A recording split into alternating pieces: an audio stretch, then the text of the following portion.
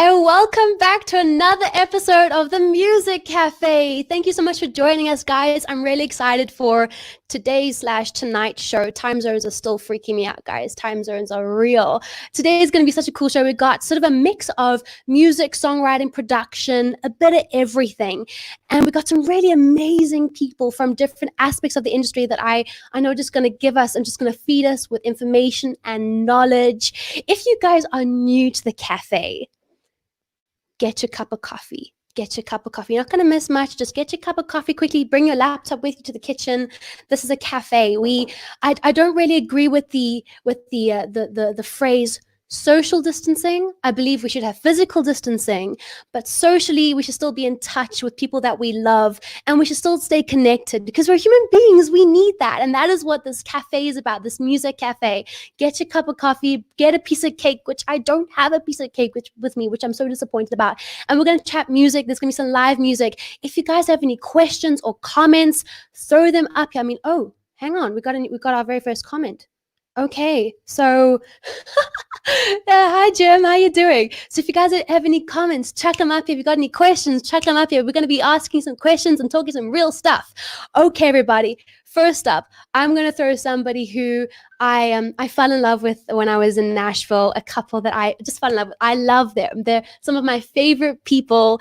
They own a production house in Nashville. They're songwriters of note. I'm going to bring them up here. We've got Robin Ruddy from Parlor Productions. Hello. And Larry Sheridan. Hi, guys. Thank you for joining me. I really do appreciate it. So you two are legends, which is so cool. Then we've got Sean Manley, who's a producer in South Africa. Thank you for joining me, Sean. Thank you. Thank you so much for having me on your show. It's really No awesome. problem. I'm so glad to have you here. And last but not least, we've got Matthew O'Connell, aka Chucky from South Africa. Yay. Hi, everybody. Thank you so much for joining me tonight or this afternoon for you guys. Lucky you. I'm really, really excited for this because during lockdown, for the past couple of years, I've been building my own studio at home and working on my own stuff and really equipping myself and gaining knowledge. But I'm not as clued up as you guys, and I know other musos aren't, so I can't wait to just sort of dig into what you guys know when it comes to songwriting, production, performing, studio time. There's just so much stuff to get through. So thank you so much for joining me, guys. I hope we're gonna have a great show. So I'm gonna start with ladies first. Of course. Now, of course, Robin, would you mind giving everybody just a hashtag Tinder bio version of who you are and what you do? Well, I am a musician, multi-instrumentalist, and a songwriter and a producer. And lately, I have been working on TV film projects. And prior to that, I was on the road with Rod Stewart, Shania Twain, Ray Stevens, Lynn Anderson. So I play pedal steel, which is what got me on all those gigs. And then I also play banjo and dobro and a lot of bluegrass instruments.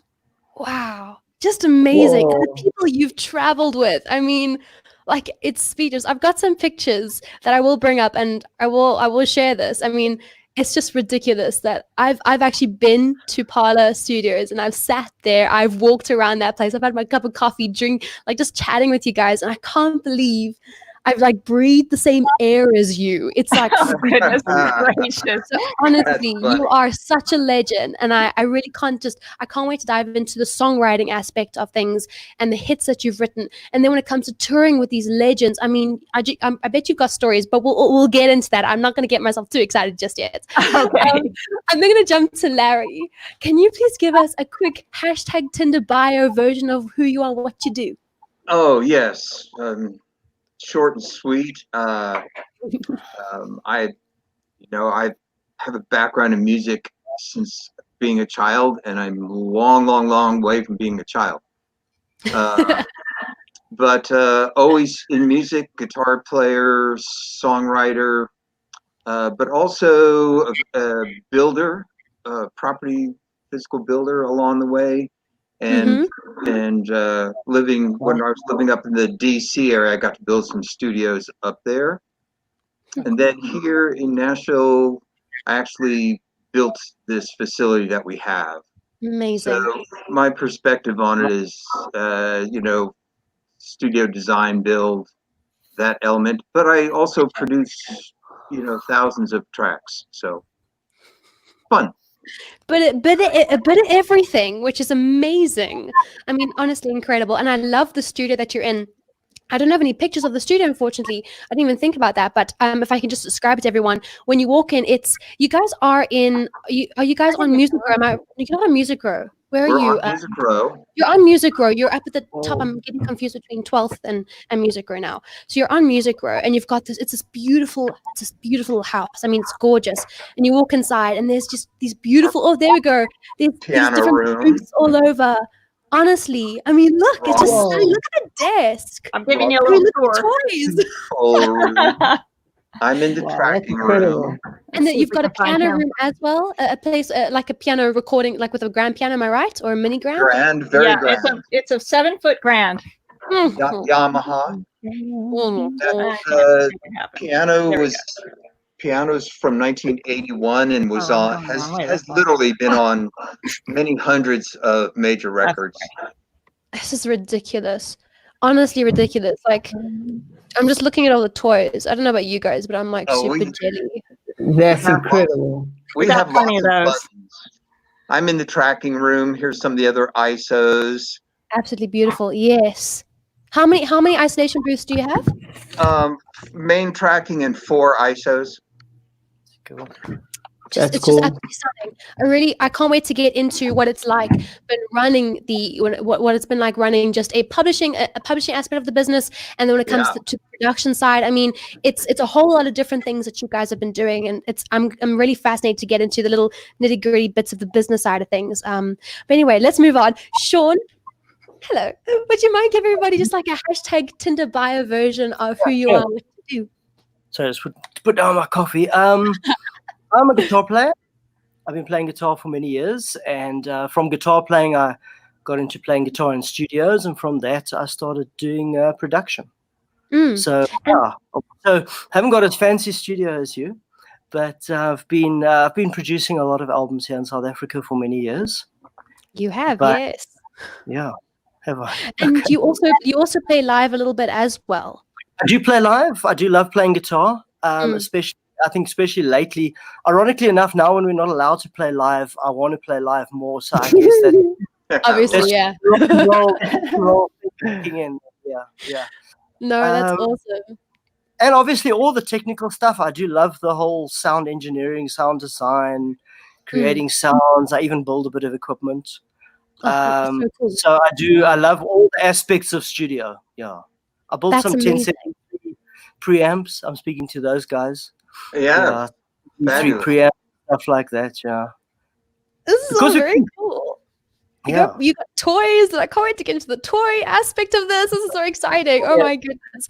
And I also, what I've learned, because I do spend a bit of time in studio and a bit of time live, like obviously both feet in both worlds, and I know it's 2 different skills. There is one, you have the recording skill where you got to play and click. Same with live, but you got to play and click. It's got to be, you have to get a certain feel, creating your own energy. And then when you're live, you're sort of drawing on the energy of the crowd, and it's almost a different skill to also remain blinkers on while taking your energy. So I'm interested also sort of tap into how you sort of do both, because it's 2 different skills, 2 different skill boxes. So I'm interested to talk about that as well. Okay. And last but not least, we got Matthew, aka Chowkey.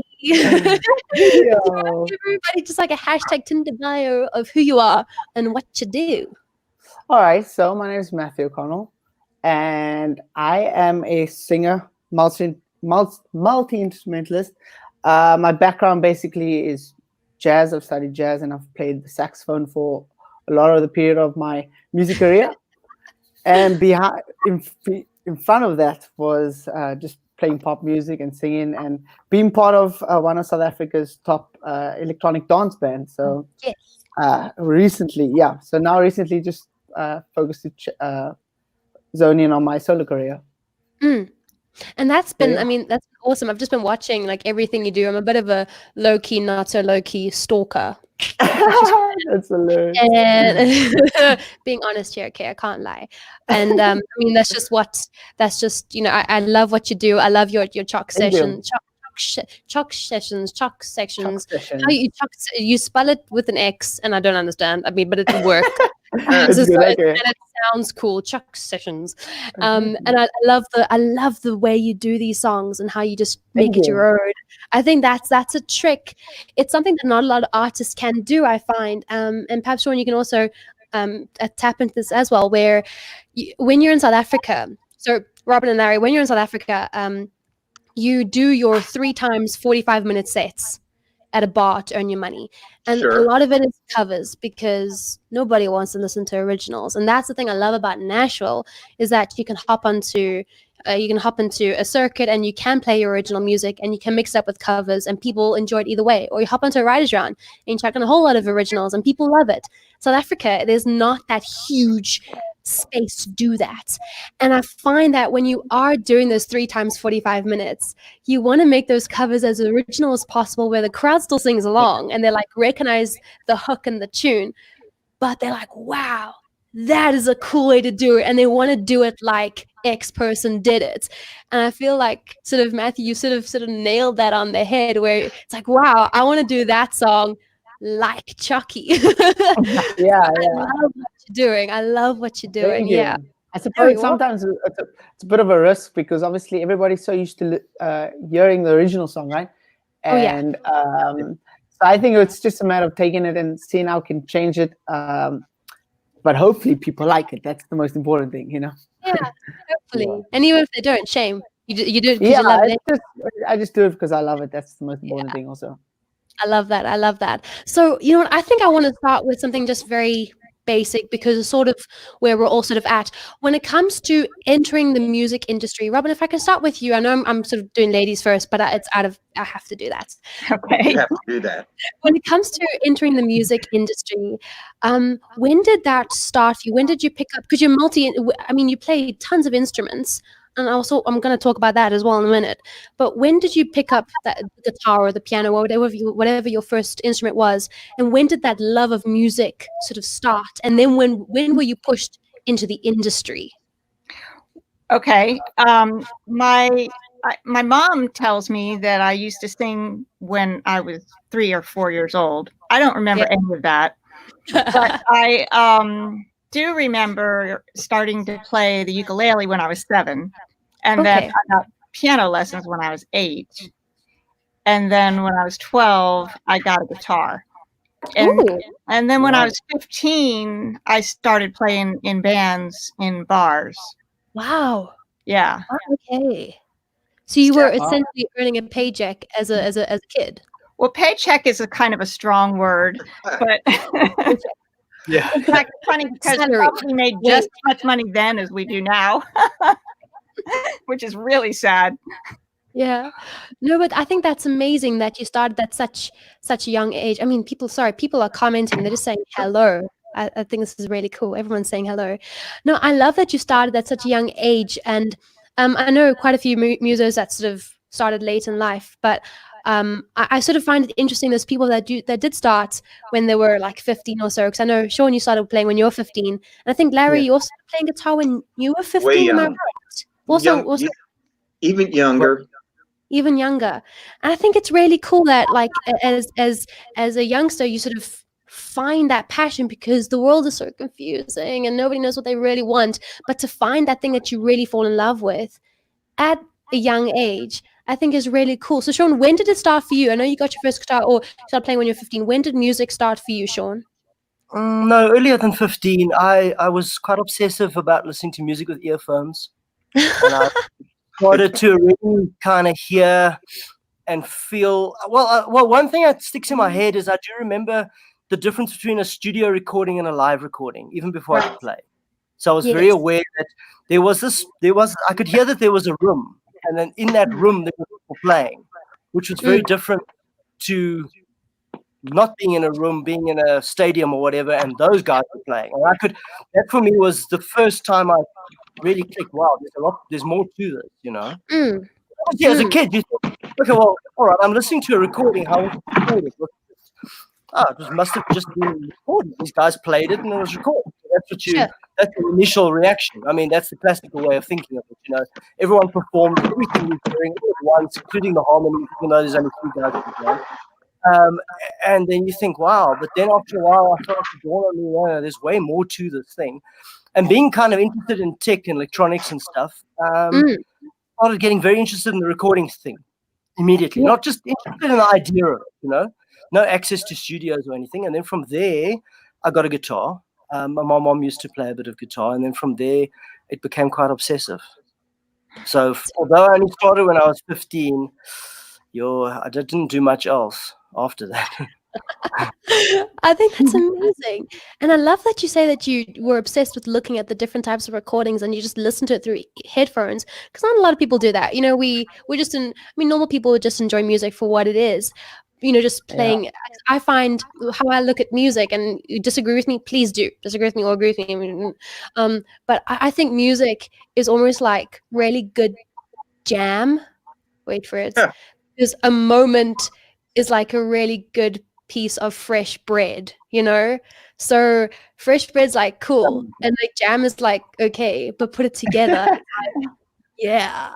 And that like that makes the bread like super like amazing. It's like amazing bread, you know? So I mean I love that.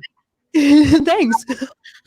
So I think that's how I look at music. But to sit there and like listen to it with headphones and say, let's hear the different harmonies, let's hear the bits and pieces. I think it's really fascinating to sort of have that thing as a young kid. That's really cool.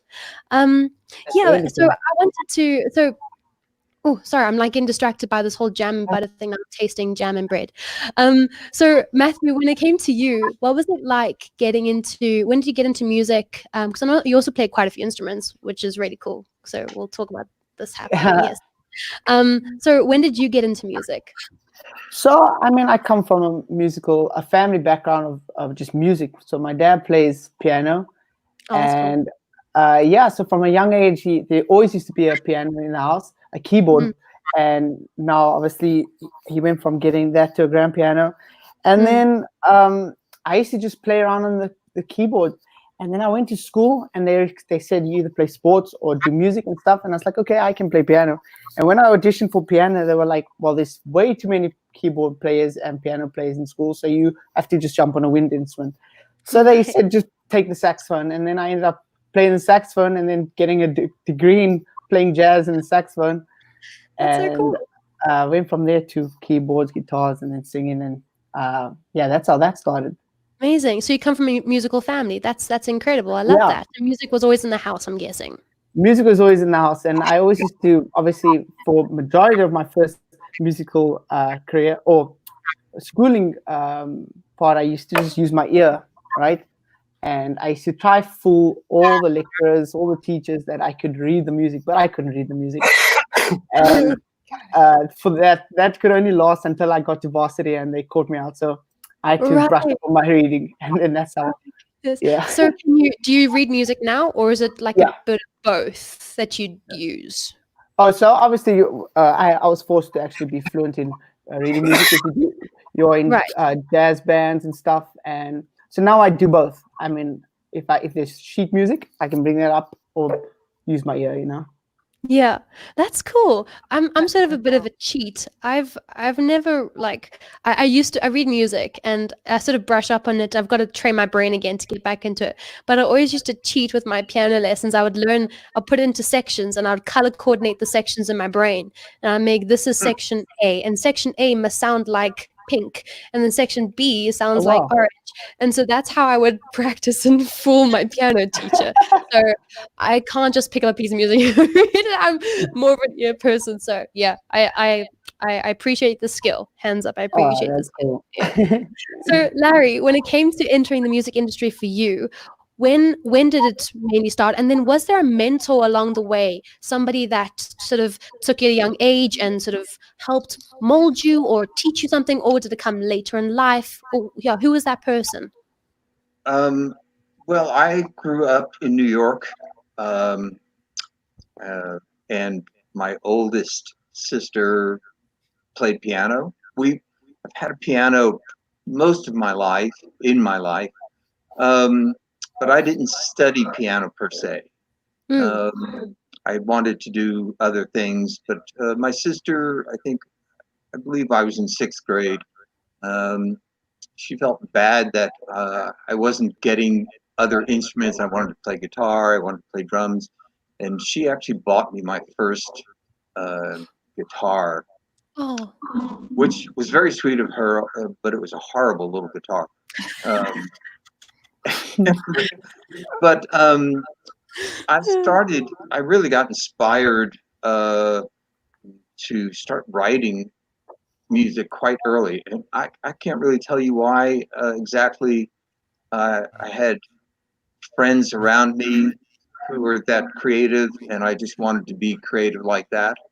But I have studied infinite amounts of music. Was accepted to Berkeley, Boston in '71. Wow. Jazz is certainly the biggest part of my background, although I started up as an solo artist playing covers around New York in pop music. Amazing. That is amazing. And I mean, growing up in New York, what were the main influences that, I mean, because now you're in Nashville. So Yeah. I mean, like what were the influences then? And then where did that happen? When did you think, oh no, I'm gonna go to Nashville? Is it because of the songwriting thing or yeah? Yeah, that was Robin's fault. She and I met. We were both living just outside of DC, and she was in bluegrass band, and I was studying big band. And I had an old cool farmhouse and a bunch of property, and she moved in as a housemate. And her friends were all grassers, and mine were all jazzers.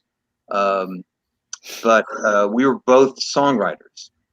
And at some point in time, we were both kind of just done with the DC area and made a choice. She was already pitching some songs down here. We'd made several trips, and it seemed like a pretty easy move. So that was in 1986. Been here since '86. Wow. I have always owned businesses. I think nobody would hire me, so I always had my own businesses. Yeah. So we started quite early in the business of music. Started our publishing company like in '93. That's amazing, and I love that you say the business of music, because I was chatting to some other guys a couple of weeks ago, and somebody says everybody remembers the show part of show business, but nobody ever remembers the business part of show business. And I think that's a tricky thing to balance, especially as musos, where it's all about the music and it's all about what comes from the soul, and which is definitely an aspect of it. But you still have to have that business mind because you're putting a product out there, and then on top of that, it's your art. So you got to learn how to guard your heart and protect yourself as well. So almost split the two worlds. So the business side of my brain analyzes music business like Walmart. Walmart puts widgets on shelves, and if the widgets sell, they buy more of them and sell more of them. In our industry, the artists and the songs are the widgets, and if they don't stock the shelves and sell, they move on to other widgets. Wow. It's as simple as that. Makes perfect sense. Makes perfect sense. I mean, so Sean, you've got your own studio. You've got the Manny Studios, and when now you've obviously with COVID-19 and lockdown in South Africa, life has changed quite a bit. But when it came to producing artists in the studio, how did you come about sort of working with those guys? And did you find that they were all about the music, or were they looking at strategy? Were you looking at strategy with them? And how were the two worlds sort of combining in your space? Sure. No, I think all the time, because you, as a producer, you've got the song. Hopefully it's a beautiful song. And then you've got to get it ready to go out into the world. So you've got to make sure that song covers everybody's ground. First of all, it's got to be sellable, so that, like you say, it goes on the shelf. It's got to sell. Sure. And also it's still got to be true to the artist's intention. Hopefully those two worlds can be married. There are unfortunately times where it can't. Usually it can. And usually you got to, sometimes you have to think out of the box to make that happen or whatever. But I love that part of it. So for me, that's great. I don't have a thing with that. I enjoy that. I do love the idea of music. I don't know if this ties in, but I love the idea of music being like, I don't want to sound old school and say like an album, because these days with streaming and stuff, one's finding ways of replacing that with different things. But what was really cool about that was that you could make a body of work, which usually followed some kind of a theme, and in that whole body then becomes something that's sellable. And that was in some ways a little bit easier than it is now, because you could still have track 11 and 12 could maybe be a bit more artistic, as long as there's, the lower tracks, the tracks 1, 2, 3, 4 were kind of the ones that the record company was most worried about. Sure, don't know if that answers what you're saying, but that's the thing about it. Yeah. No, and I think that's fascinating how the industry has changed. I mean, I became an artist when I was 18. I'm 24 now. I became so I was sort of launched into the music industry when I was 12, but really started selling my own music when I was 18. And I have only ever known that streaming space in my life. That's all I've understood. I grew up getting CDs. I grew up with Celine Dion, One Heart. That is what I grew up with. That album was my life. But then actually as an artist myself in the industry, it's like, it's completely different. I mean, Robin, have you seen a shift? I mean, touring with some of the absolute greats, have you seen a change when it comes to their live sets? Are they playing their old stuff when it comes to their new stuff? How are they incorporating everything into their live sets? Is the story still there, or are they just sort of pulling in? They play the biggest hits. They have to play their hits, and if you're a big enough artist, like Rod Stewart could play for hours, and you would know all of the words. You would know all of the words to all of the songs. Amazing. No matter what country you were in, you would know the words. Yes. Yes. That is, I mean, that's incredible. And I grew up with music with Rod Stewart, and I just find that amazing. So who else have you toured with? Can we just sort of go through a bit of a list? Well, Lynn Anderson, I toured with her for 15 years. Wow. And she didn't play that much. Right. We played maybe 25 dates a year, something like that. So it was an easy schedule for a touring schedule. Sure. And we had the best time on the road because of the people in the band. Everybody in the band was funny, and we would just laugh the whole time we were gone. And it was great. It was a great group, and I really miss her. She passed away a couple of years ago. She played up until 2 weeks before she passed away. Wow. Yeah. That is incredible. Yeah. To have that sort of career. I mean, that is, I don't know about you, Chuckies, but like that is like my dream, to have that sort of career where you're just literally, it doesn't end. It's forever and ever and ever gonna, this is part of your blood. That's insane, though. That's amazing. Yeah. So Chuckies, you've like performed with, I'm sorry, I keep calling you Chucky's Matthew. No, it's fine. Yeah, that's. I think on live shows, that's all I hear is Chucky. So you can go there. I mean, I don't know if you like it or not. So I'm like weary. No, go ahead. That's the perfect name. That's fine. Shut. Okay, cool. So Chucky, when it comes to playing live, you've toured with one of the biggest bands in SA. How did you find? What was touring like in that space? Well, I mean, it was pretty. Cool in a way, from a point that we always wanted to be better at what we've done, Sure. And especially in the electronic dance music. I mean, we want to make to show people how we can take electronic music and showcase it to a point of being live. Cool. And that's the biggest fun that we had with performing live.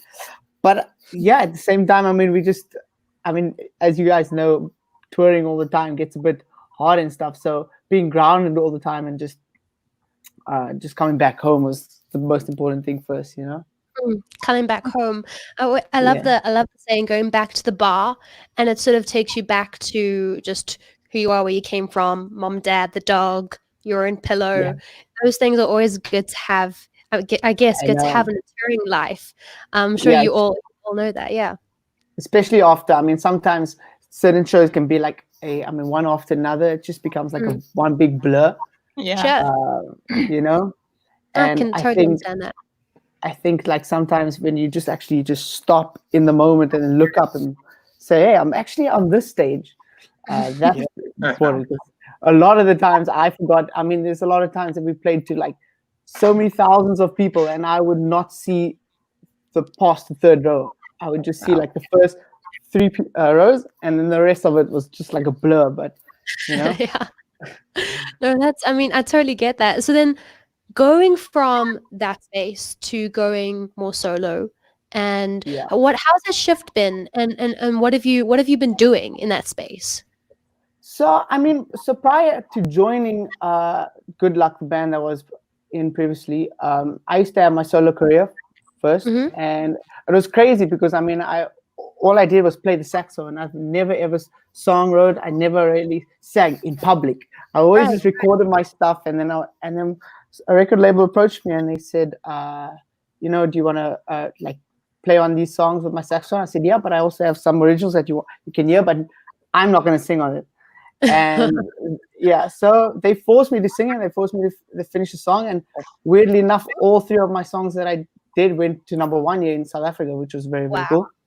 Wow. And that was for vocals. I mean, I was like, I just thought I was a saxophonist, and yeah, so I mean, I did the transition, and now I'm just back in a space where I just want to, even though I was right at the top of the game with being in that band in South Africa, I was like, you know, I want to figure out and take a different journey and see how I can just focus on my solo career. So what I've been doing is it's come at a time where we're forced to be in our studios all the time, I suppose. And I'm fortunate enough that I have a little home studio here, and I can make music. And so basically, I've just been songwriting and seeing where I am and what I'm feeling at the time, you know, because I have actually so much coming out right now. So, and the music changes every day. So I think I'm just experimenting in this time. Oh, that's very cool. At the same time, so having deadlines to when I'm going to release a song, because we can experiment as musicians all the time. Yes. You know? Deadlines are a whole nother set of evil things. Yes, I totally understand that. So you say you're sort of experimenting, but then have you sort of landed on a genre, or is that like a weird question? I mean, I think I have. I think I've always enjoyed like soulful music coming from Stevie Wonder and all those legends. Now, obviously, weirdly enough, I've gone back to listening to Paul McCartney, like the Beatles. I've been listening to a lot of Freddie Mercury, Queen, all that music now. Just to listen to the songwriting, because I feel these days songwriting is so blurred up. There's just so many things coming out, and I just wanted to take it a step back and see what songwriting is about. You know, what it was back then, and try put it into classics. Yeah, the classics. I mean, you can sing all those classics all day long, and you'll not get tired of it. And I feel the music that comes out today, we listen to it today, and tomorrow we forget about it. Right. Yeah. You know, and I think that's the important thing, where I'm just like, how can we make music that people can listen to again and remember it for as long as everyone else, all the legends. Tough challenge. Difficult challenge. Difficult challenge. Yeah. No, definitely. And a couple of weeks ago, we had my show was sort of based around NSAI, the Nashville Songwriting Association International. That's a tongue twister of its own. Very much. And so we had a couple of guys from NSAI. We had the South African co-host. We had the co-host from I think San Diego, and then we had Bart on as well, who runs NSAI. And I know you guys are also sort of a part of NSAI, which is like my fan. I love NSAI. And so let me just explain what they are, and it'll hop into what you're saying now, Chuckies. In Nashville, they've got their own sort of house, and they've got a whole lot of writing rooms, and that as a member I can sort of rock up and I can use the writing rooms. I can go and have meetings, I can chat to people, I can get feedback on songs, I can pitch. It's like a whole lot of things that I get when I'm a member of NSAI. But their slogan it all starts with the song. And I've always believed that a great song can be played at its absolute just basic. If you can play it on the piano or on the keys or guitar, and it makes somebody feel something and makes them connect to it, all you got to do is add a bit of magic dust with a producer. That's all. That's all producer's got to do. Just sort of, producer is like a good contour when it comes to makeup. That's all the producer's doing. Just doing a bit of contour. So I mean, that's how I feel. So I mean, when it comes to production, how do you guys take the song?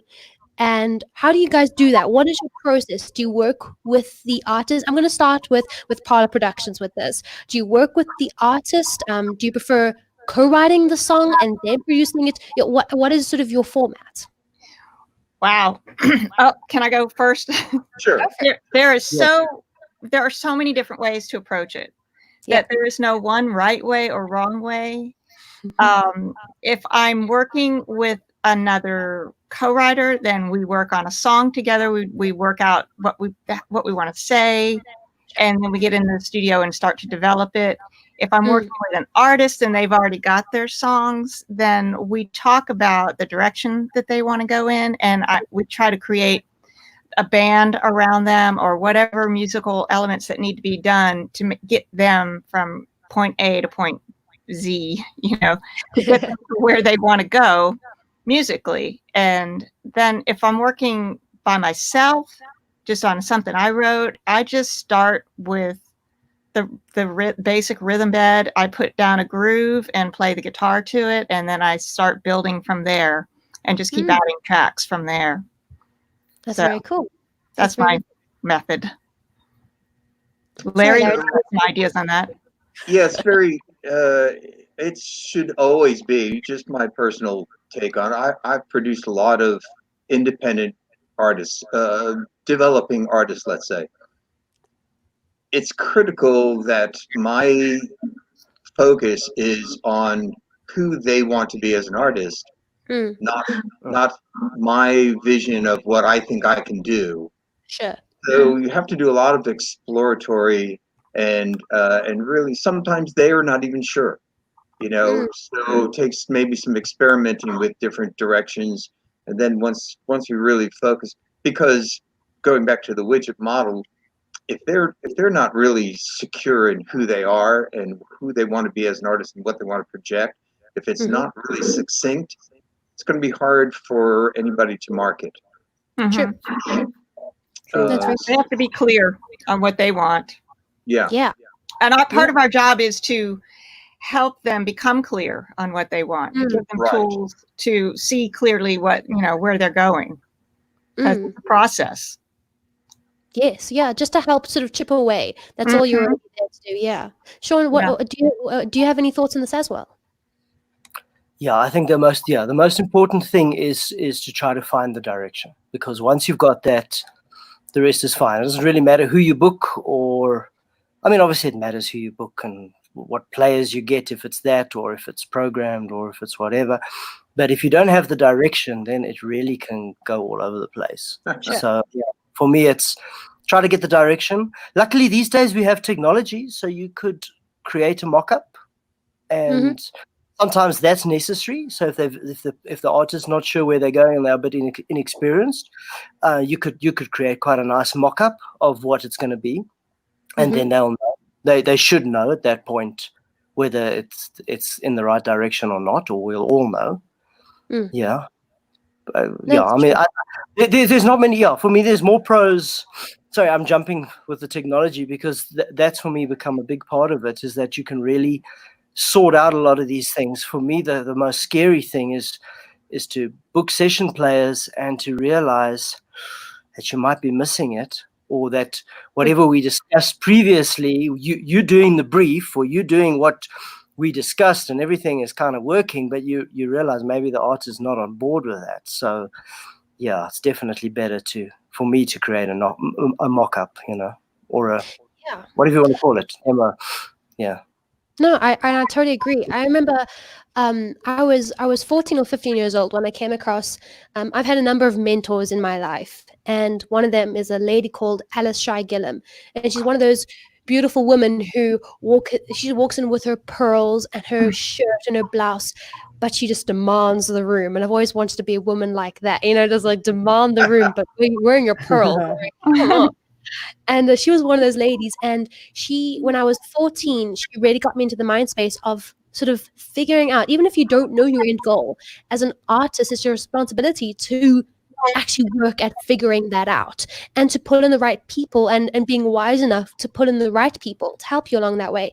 And there's a section that perhaps a lot of artists tend to forget, and that's the pre-production space. It's sitting and having meetings and putting together boards of colors and flowers and words and references to actually figure out what that essence is. And then you go into your production space, which is going to make everything so much easier. It's going to save time, money, and effort. And I think a lot of people forget about that space. I don't know, have you guys experienced that, where you've come across artists who just, Soma, make me a song, and that's just it? Oh. We always coach pre-production. I mean, that's so critical. We always try to start, like, as some artists, we might go, like maybe they have 10 songs and they want some help narrowing it down to 5 or whatever. And we'll get them to do a guitar vocal of all of them. And then they start to find their voice. They find which ones are working. Maybe the keys are wrong. Maybe, there's just something about the lyrics or something. So just even that step can help them a lot. A lot, yeah. I agree with that step. Yes, working on the song. So I think perhaps a lot of people, I mean, Chucky's, do you experience it as an artist, as a songwriter? I know I get precious about music, and having people tell me that a word is wrong in my song, how dare you? I mean, that's the space you want to take as an artist because it's your heart. But I mean, you've got to realize that people are there to help you. They're hearing things outside of that bubble. Yeah, exactly. Yeah, I think that's the important thing. Like, especially when you collabing with another artist and stuff, you have to learn, because I feel like not everybody can collab. And when we used to do these songs writing sessions in the Netherlands and stuff, I always go in there and I'm like, I can learn so much from everybody here. Sure. So, and we can all work together to make something. And if we never came up with a cool song, I mean, at the end of the day, one of us learned something, And I think I've learned that first, when I first started music, I think it was slightly hard for me because I was like, I don't want to change this. But now I'm very much open to, if people say, you should change that or something, and I'm very open to that, I'm not like, get off like crazy over listening to my songs or something. I think it's a really good space to be in. It's a really healthy space to be in. So this is gonna be my last question for this, because I do want to get to some music, but this is just my last little question for this. So when it comes to co-writing and then writing your own music, I know I started out just writing my own music by myself, me and my guitar, me and the keyboard, I just do my thing. And then the co-writing bug bit me, and I'm like addicted to it, because to sit in a room with somebody, firstly, you never want to be the best songwriter in the room. You always want to be with somebody who's like super cool, and that's exactly what they're doing. Exactly. And so you never want to be the best writer in the room, but to then feeding that energy off somebody is just incredible. So can I go around this cafe room and just ask, do you prefer co-writing or do you prefer writing by yourself? Robin, do you want to start? Sure. I love co-writing. I totally love co-writing. I just love the energy of people throwing out ideas, and one person will say one thing and that might not be the right line, but that'll cause somebody else to say something that is the right thing. Or you start to, go back and forth and you go, yeah, that's it. It's just super fun to it is. It's much easier to get all the way through a song without getting stuck when you've got other people to bounce ideas off of. And especially lyrically for me. Musically, I can, it's a falling off a log for me musically to write a song. But lyrically, co-writing is a super big help for me. And I love writing with people that are real strong lyricists. Oh, amazing. Yes. Larry. So I have a slightly different perspective because I have been a publisher for decades. Sure. And I have participated in probably, well over 1,000 songs. Although I don't put my name on any of it, but I love being that, and same in production side. I love that I'm an outside set of ears, and the writers, as you all know, you get very locked into what you've done, not only lyrically, because great songs are not just about lyric. So many great songs are about melody, but I love to be in the perspective of sitting back saying, hey, first of all, there are no wrong words, by the way. There's good, better, and best. But to say, hey, that's all really, really cool, and you've done a great job, but maybe in this one space here, you had an opportunity to do even more, so that I can add some direction. He's great at doing that. Like you're done with your song and you think it's perfect and you want to, tell the whole world about this song, and then he'll listen to it and he'll go, well, there's a fatal flaw right here. And if you did this, it would just make it that much better. And then you go, of course, that's brilliant. So Cool. I like people like that. To have that. I really like people. I like you, Larry. I like people like that. And I also think you've touched on something really cool. I can't remember if it was, now that I'm thinking about it, I wonder if it was you that said this to me, but I heard the phrase a little while ago, and it's a phrase that stuck with me, is that people don't whistle lyrics. They whistle melodies. Mm-hmm. People whistle melodies. But then I've got something to add.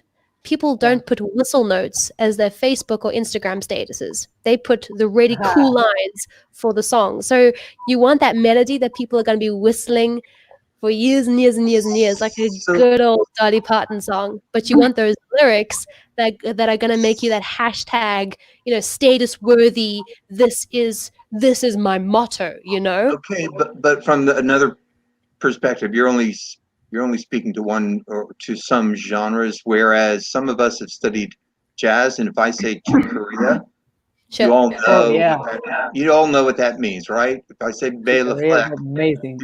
His hashtag's doesn't have to be a lyric, give him a chromatic harmonica. That's very true. Yeah. No, it's very true. It's very true. So, Sean, when it comes to now the songwriting aspect of things, when it comes to working with a person in the studio, do you like to get hands dirty with a song and then produce it? Where's your space? Definitely.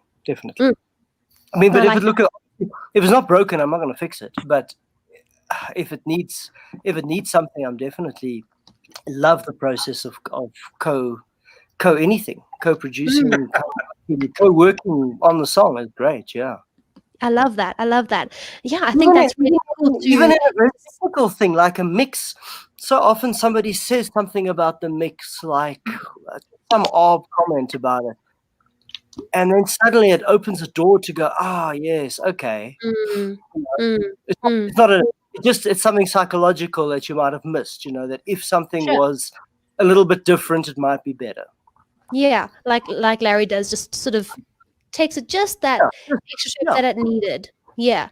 No, I think that's cool. And I think as a producer as well, you're sitting back and listening to the song and you're saying, okay, how do I sort of shape this? How do I get the magic across? How do I get the song out there? What am I doing? And so you're already hearing the music in the back of your head, and you know that a certain lyric, a certain phrase might just not sit well. And you want this, you want to break here. So I think as a producer, you sort of have a different mind on, which is really cool. So Matthew, I'm going to ask you the same question. Do you prefer co-writing or sort of writing by yourself? I think I know the answer. Yeah, you know the answer. I'm with all of them with co-writing. I love it, That's very cool. I think just to put Love it simple. co-writing. And I mean, you can just always feed off one another. And if it's taking forever to find that line, someone jumps in, they carry on. So I love it. Well, I think that's cool. So I've got a few questions that I want to ask just now. But first, I think we've got to do a bit of a writer's round here. We've got one of Writers Round's legends right here.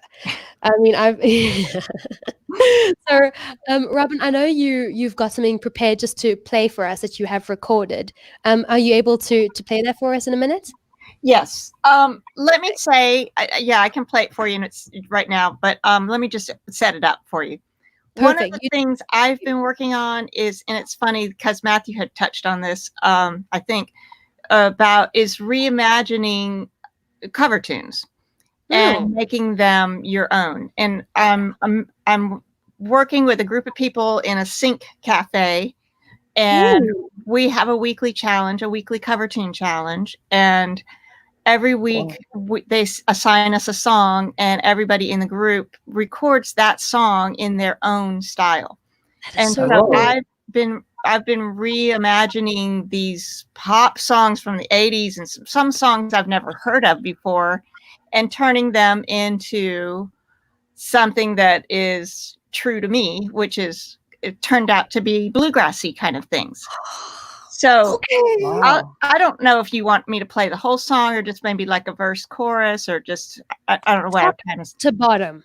A to Z. Okay. And you tell me if you can hear this, okay?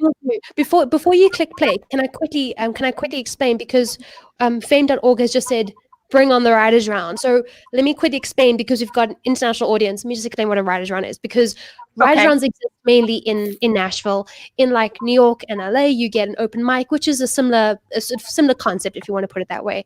For everybody watching, Writers Round is where you have a few guys and girls on stage, all plugged in with their instrument and their mic, and they each sing a song in turn, and usually it's an original, sometimes it's a cover, and they get to tell their stories to an audience that just want to hear some really cool music. So that is what we're going to be doing now. So Robin, click play. And a quick thing, I am playing all the instruments on this because I've been doing this during COVID.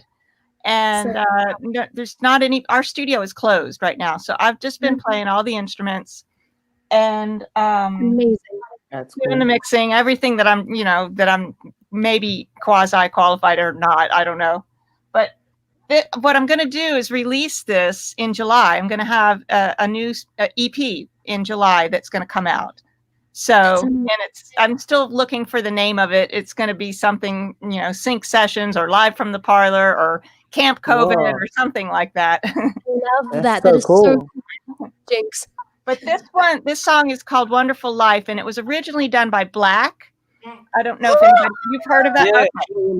Okay. My version. I've got the vinyl. Like, I love Black. Yeah. Okay. See, now I had never heard of Black ever. I'd never heard the song before, and you're going, "What? I can't believe it." So I'm sure my dad's freaking out right now. Here we go. Okay. I hope it works. This is a classic. This is a real classic. Wow. Oh, this is not good. So we got time. Anything just to hear this would be amazing. That's so cool. No, honestly, so we have we collect vinyls.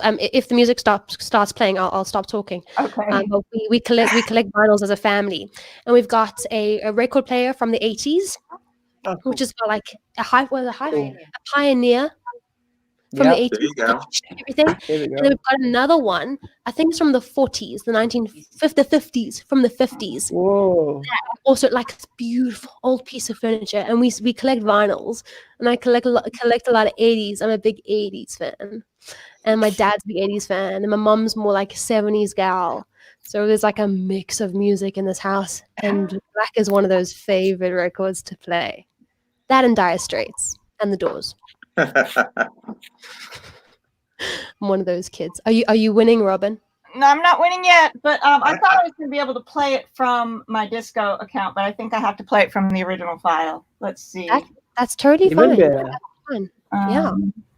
We've got comments streaming in, and I just want to remind everybody, if you have any questions for these guys, like, just shout. We've got this room is open for questions. This is amazing. Yes. Oh, there's this.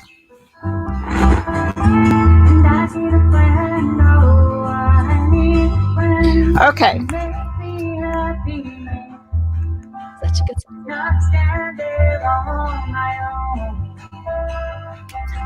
A lot of buttons in our studio. It's all the desk. Yeah. Oh, I got it. Okay. Hang on. You have to stop. You have to go. Can you hear it? Yes. Yes. Yes.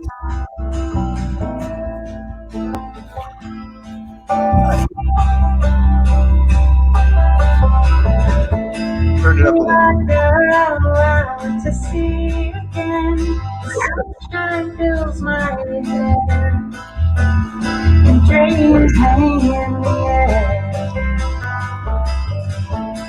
Gulls in the sky and in my blue eyes. You know it feels unfair. There's magic everywhere. Look at me standing out on my own again, up straight in the sunshine. No need to run and hide. It's a wonderful, wonderful life. No need to laugh or cry. It's a wonderful, wonderful life. Oh.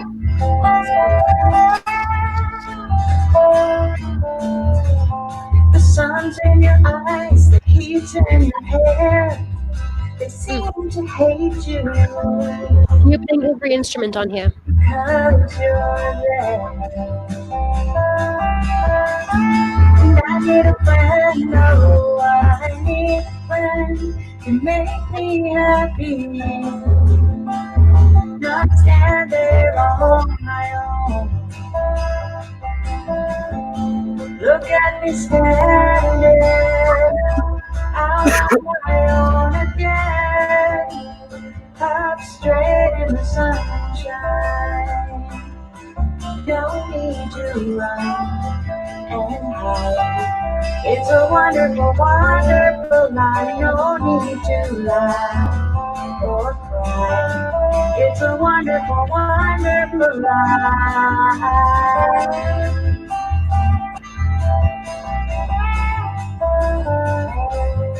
People are digging this. It's amazing. I need a Oh, friend. that's beautiful. Oh, I need a friend to make me happy and not so alone. Look at me standing here on my own again, up straight in the sunshine. No need to run and hide. It's a wonderful, wonderful life. No need to laugh and cry. It's a wonderful, wonderful life. No need to run and hide. It's a wonderful, wonderful life. No need to laugh or cry. It's a wonderful, wonderful life.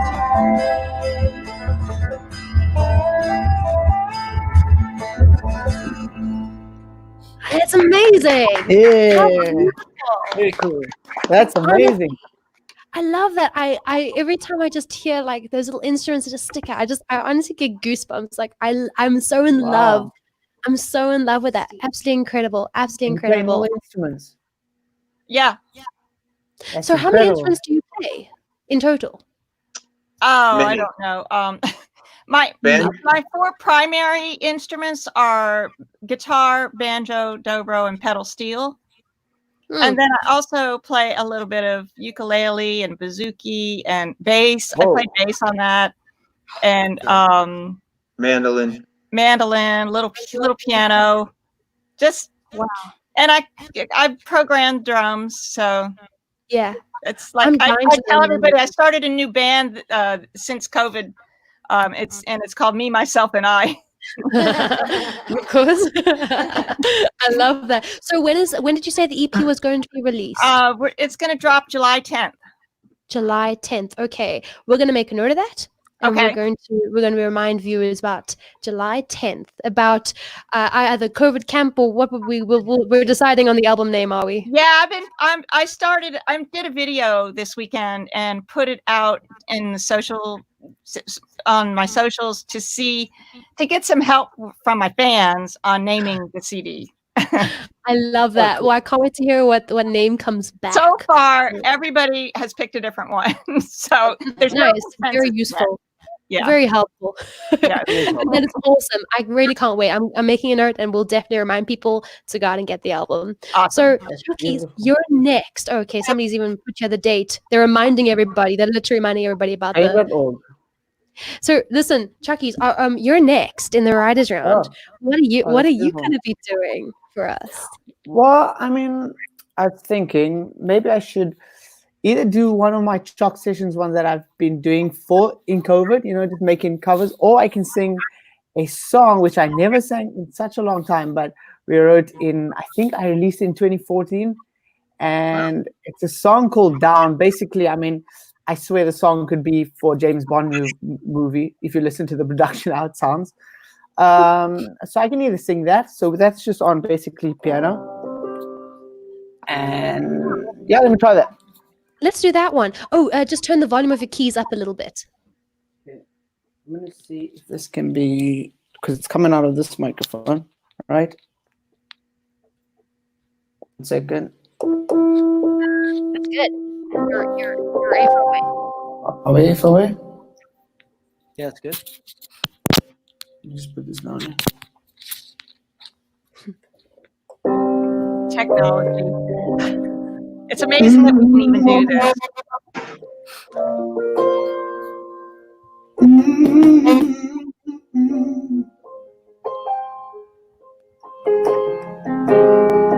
Here we go. Set in the mood when you ride down that we're in. My cologne, our perfume is the star. Sensing. Doing this feels golden, but where do we begin? My cologne, our perfume is the star. Sensing.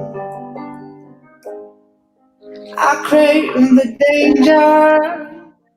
Where is my savior?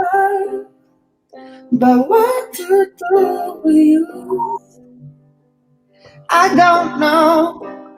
Oh, you wanna want, but I don't need. Letting you in the light, no, it wouldn't be right, but it wouldn't stop me. So tell me if I'm down, down, down. Tell me if I'm down, down, down. No, it wouldn't be right, but it wouldn't be right. I'm still caught up in my dreams. So what would you do for me?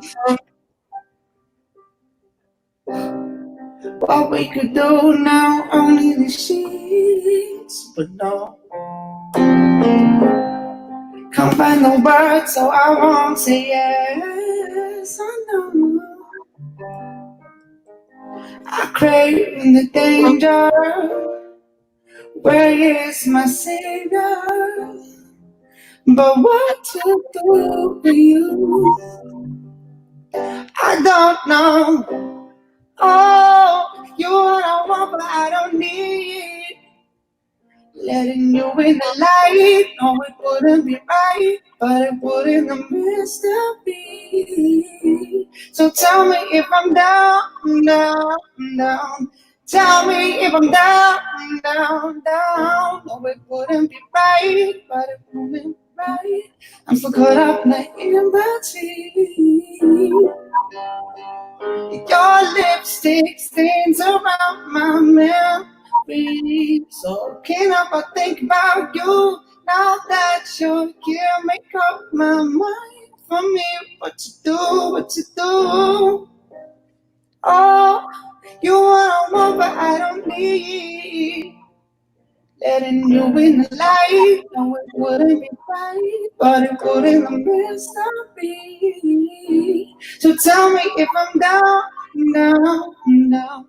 Tell me if I'm down, down, down. Oh, it wouldn't be right, it wouldn't be right. I'm still caught in the in-between. So what can you do for me? Yeah. Yeah. Really, yeah. Amazing. Move aside, Billie Eilish, for the new Bond. You have a beautiful voice, Matthew. Oh, thank you Yo. so That much. was awesome. We actually have I've a never comment. performed that song in, she was like, I would say, a while. So That is It's cool. honestly, Yeah. and I love you're right. It's got like a real Bond theme, which has got that drama to it, and everybody Yeah. loves a good drama. So, Ooh, which, stunning. so which horn would you play for that? Oh, well, I mean, I play pretty much tenor, alto, and a soprano, but Oh, I hear soprano. are you a soprano? Yeah. Yeah, I definitely do. I mean, in the original production, I mean, if you listen to this whole bunch of strings, and it just sounds like so. I mean, it could be for a movie, but yeah, that was a long time ago when I recorded that. So Cool. things Way have cool. changed a little. Thank you. No, it's beautiful. Really, really beautiful. Thank you. This is really fun, guys. I know we're over time, but I'm literally gonna play this song, and then we're gonna carry on with a couple of questions, and then we're finished, which is very sad. Before I do that, I just want to check. How does that sound to you guys? Do you need less or more? A little more. Little more. Always cool. It's fine. It sounds good. How's that? Is that Yeah. good? Amazing. So so now I'm gonna sing a song that I feel so silly. I really do feel silly because I've had like 12 people ask me this in the last 2 days, and I've forgotten every single time. What you been up to in the last couple of days, Ali? Well, I don't know, not much. Didn't you release a song on Friday? I did, and I totally forgot about it. I've forgotten about it. I was chatting to Matthew on Friday, and he's like, "So what you been up to?" I'm like, "No. Have you been doing much writing?" Yeah, I guess so. Oh, flip! I released a song today. And then yesterday I'm talking to somebody else again, the same thing. And today my producer for my director for the show was like, "So well done on the song." And well done. I'm like, "What song? What song are you talking about?" So feeling a little bit blonde, not going to lie. But I think I'm gonna do that song for you guys. So the song is called Typical Girl, and I know it's gonna be your anthem, Sean, because you ain't no typical girl. It just makes sense. Oh, do you know who I wrote this with? I wrote this with a guy called Dennis Morgan. I don't know if you know who really? Dennis Morgan is. Yeah. You know, Oh, yeah. he lives in Nashville. So Dennis has written a couple of the hits for Aretha Franklin. He's Many. written something for Mac, the jazz singer, the movie Neil Diamond. I always have to remember it that way around. So yeah, he comes across like a Dr. Seuss character. Like it's weird. Like he comes across that when you think of like he is like a Dr. Seuss character. That's just the way it is. So he's a really cool guy. We drank diet drinks and we ate burgers the whole day. And this is what happened when we did the song. I ain't no typical girl in a typical world. I like to butter my bread with a pocket knife instead. I like to drink my rum measured out by 6 thumbs in a glass of 8 cubes, sparkling like pearls. I ain't no typical girl. I ain't no typical girl. Ain't no typical girl. I wasn't born of cliches, and I can outfly fish any man, any day. I like to ride my horse, flash and rock through thunderstorms a lot as the dark clouds above us start to swirl. Ain't no typical girl.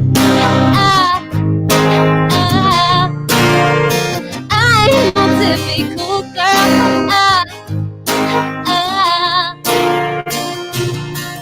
And my head is full of schemes that I follow till the end. And my heart is full of dreams of make believe and pretend. And I'll make them all come true, sure as the howling wind. And like a pirate flag that's been unfurled, I ain't no typical girl. I ain't no typical girl. I ain't no typical girl. I ain't cheerleading while the boys play ball. I ain't no typical girl. Oh no, I wanna be right there in the middle of it all. And your mama may not like me. You're just looking for some typical pearl. Well, that ain't me. Oh no, I ain't no typical girl. I'm no typical girl. I'm no typical girl. I'm no typical girl. I ain't no typical girl. Yeah, that's great. Hey, Thank that's you. amazing. Thank you very much. I actually got a guy in South Africa to produce it for me. His name is Sloan, and I've known him for a little while. And he's like one of the coolest producers I've come across, and he's quite a young guy as well. So it's just really, really cool to sort of be working with a bunch of different people from all over the world on a project, and getting the influences. So, guys, I know we are like 10 minutes over our normal time, but if you guys don't mind holding on with me for like 5 more minutes, are you guys cool with that? Yeah. Okay, Sure. We are just good, yeah. 5 more minutes, because I have this. Oh, we've got a comment here. Jazz is just that cool. Yes, I agree. They're busy talking. Everybody's talking about jazz, which is really cool. So I've got a question for Larry.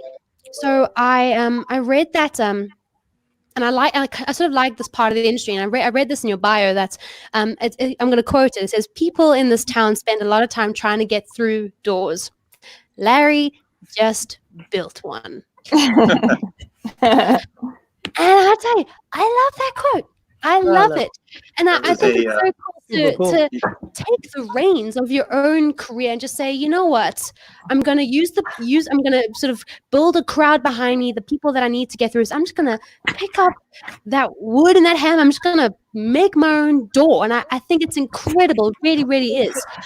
The question I want to ask you with regards to that, because it's a struggle in South Africa. I'm not going to lie. I'm pretty sure Sean and Chucky can sort of buy into this as well. But when it comes to that sort of thing, is the industry about who you know and all that sort of, or is it about what you know and what you do? Because there's that saying, it's who you know, who knows you, that sort of saying. So do you think sort of to be successful in this industry, is it about who you know, who knows you, or is it literally about doing it yourself? What do you do with what you have?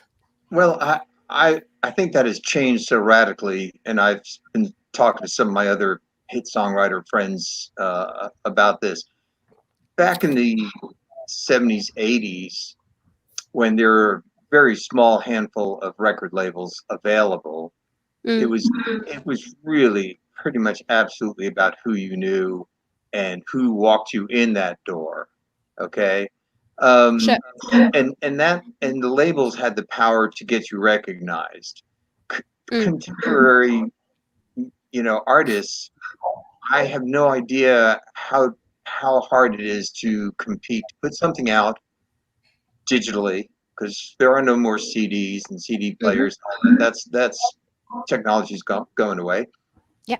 How do you put something out and get the recognition to become that artist who has staying power? We talked about that earlier. An artist with staying power, or a song with staying power, in today's marketplace, where there are literally thousands of artists competing for space. I think that's so difficult. And I hope the right people find their path to the top of that heap. Yeah, and I think it's a struggle as like you're saying, as a young person in the industry. I mean, how do you feel about that sort of statement, Chucky? Where do you stand on that sort of statement? Well, I mean, I suppose I'm learning. Yeah, I'm the one actually learning from Larry, so it's quite cool to hear from him. I mean, I've always remained, from my perspective, is I've always said that the 10,000 hour rule, if I can play my role and do the 10,000 hour rule, and just zone in on my craft, and do the best that I can on my side, and then figure out ways of getting at my music or just performing for people to the world, I suppose, And that's why I look at different artists and see how they've done it. I look at Ed Sheeran, how the way he approached it, and the most important thing is that you have to be very nice, very kind. It's not all about talent these days, and so, and the 10,000 hour rule.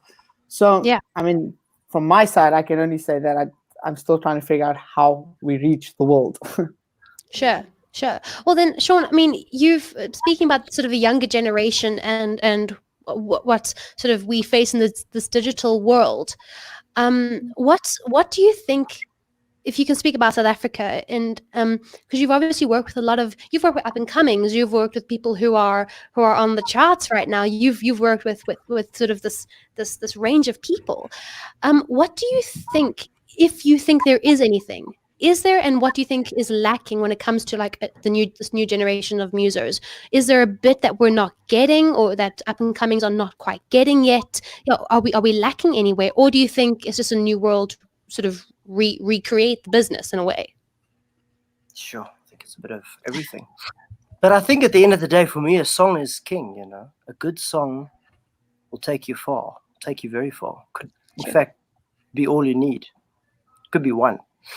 But if you could follow a good song up with another good song and another one, then you get Ed Sheeran, because that I guess is the thing.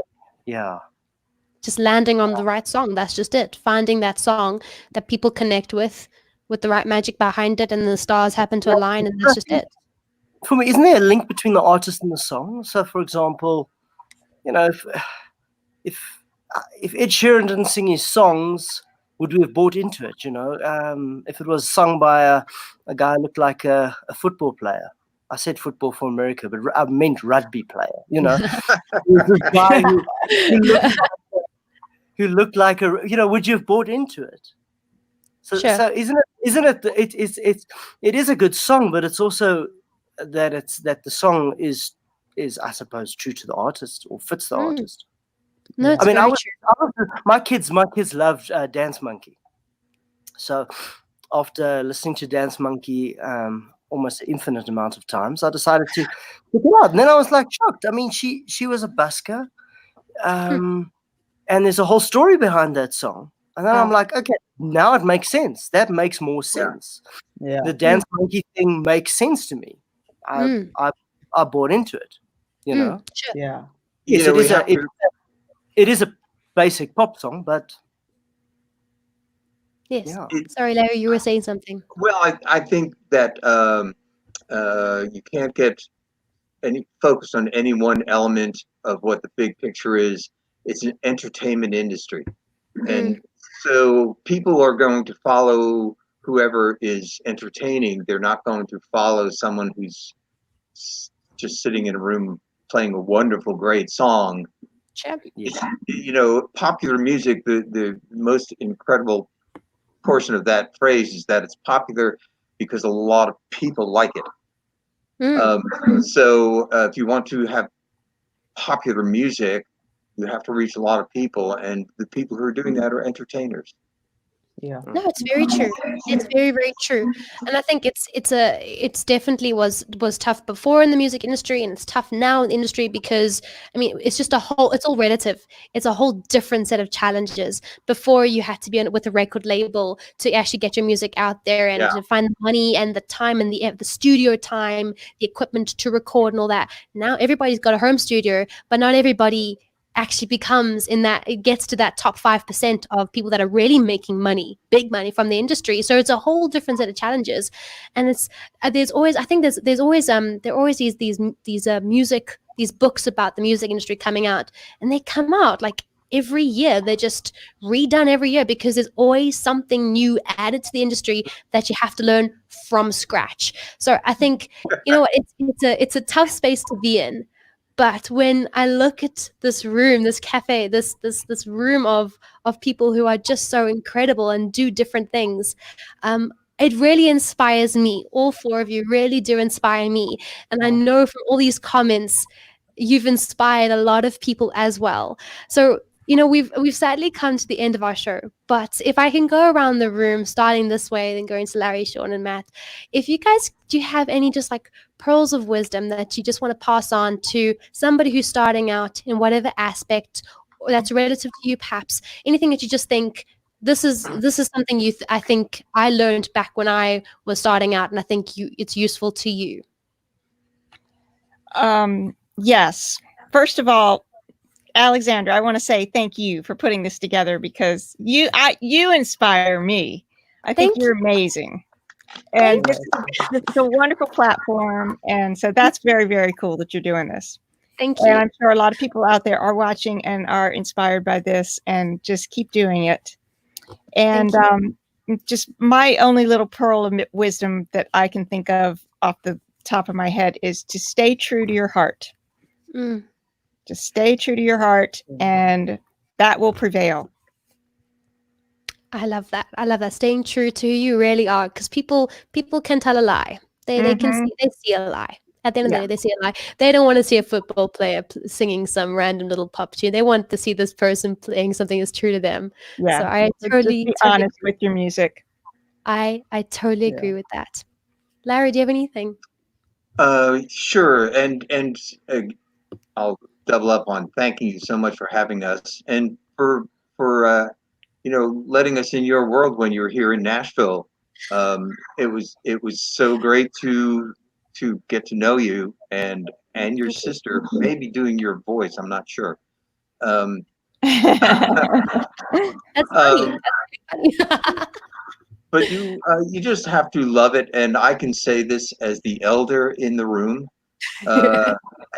I'm 68. I've been doing music. You don't look a day over 21. You don't look it. So I mean, yeah. I don't feel like I work at all. I feel like I have created a life that is this life, and I wouldn't change that because I love it. Yeah. Do what you love. Do what you love. It's not like you won't work. You definitely are going to work hard at it. But if you're doing what you love, it's a different type of work. It's a different feeling that you wake up in the morning with. The labor of love. Big difference is there are no days off. Yeah, that's true. Ain't that the truth? Gosh, I haven't had a weekend in years. Yeah. No, that's amazing. Thank you. And thank you so much. Great sharing the space with all of you. Yes, no, definitely. Amazing. You guys are honestly incredible, and I've told you before, I love you guys, and I loved getting to know you, and I'm very sad that I'm not there currently. I'm supposed to be in Nashville. Yeah. I know it. Very sad, but I'm so honored that you guys came on the show today just to share a little bit of. I mean, we literally have a comment here. Christian Barman says, "Need more time with you guys, all of you. We need more time." This is very sad. I'm like gonna cry. Sean, do you have any pearls of wisdom you'd like to share with everybody? I don't know if it's pearls of wisdom, but thank you. Let me do that. Yeah, thank you so much that we could be part of your show. I think it's a really awesome thing that you're doing. Thank you. I think I can only build on what the others have said. I think if you are true to yourself, and then you obviously must be passionate about it. And I think then the next step is I'm being practical now, to start working on one's skills.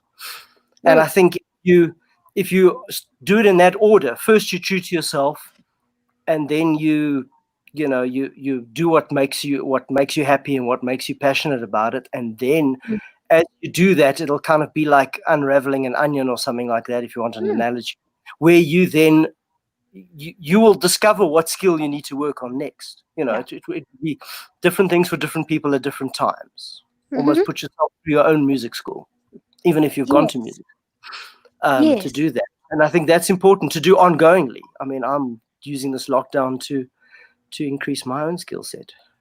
No, it's amazing. And I know we spoke on the phone the other day, and you're teaching your 9-year-old daughter how to code.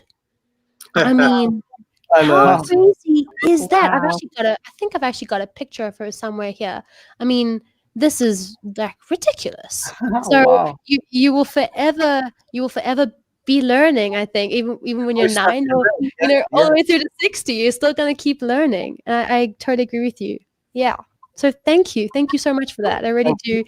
I love that, and I love the order. I think it's great. So Matthew, now that you got a bit of a challenge, we've got a bit of an order going here.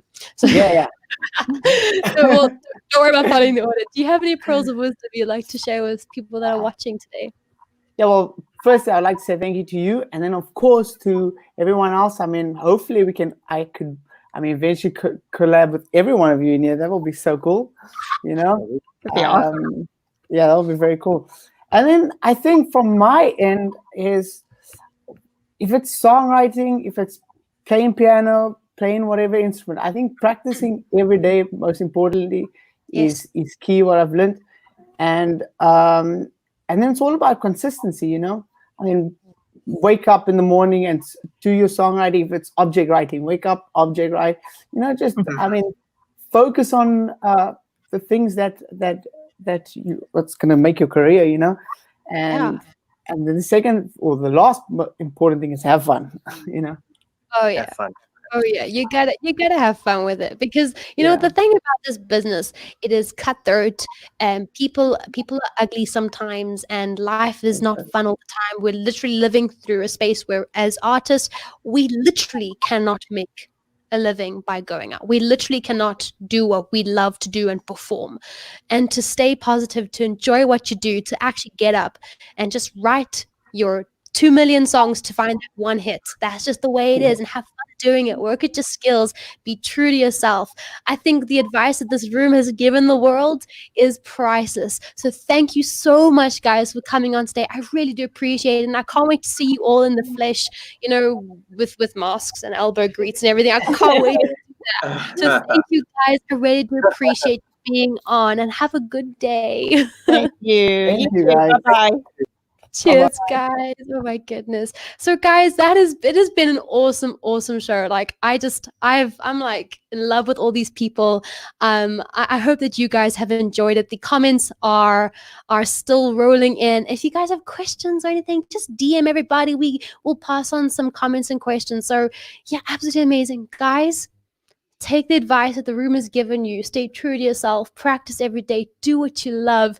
And just follow your passion and dream. Put everything you have behind that. Besides for that, stay safe. Sneeze into your elbow. Hand sanitize. Wash your hands. And call your loved ones. Hope you have a great week. Bye! I ain't no typical girl.